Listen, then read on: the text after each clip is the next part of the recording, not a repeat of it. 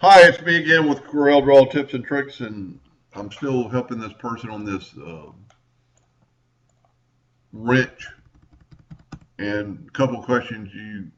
She needs to put this text box into this drawing, and then first I'm going to answer: do I fill the letters with white? No, you do not.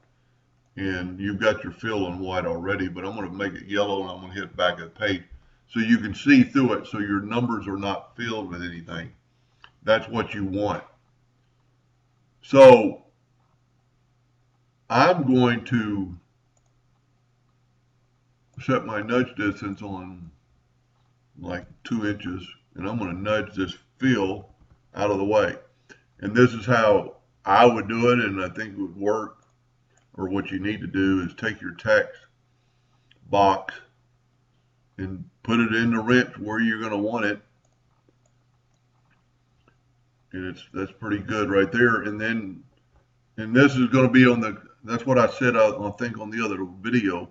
I don't think there's enough room for that text box in this contoured part.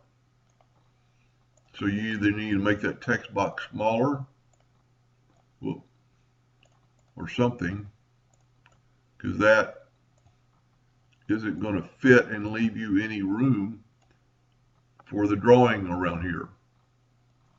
So let's say you make it smaller and it's like this. And I hate to kind of bug everybody for this video, but you might learn something.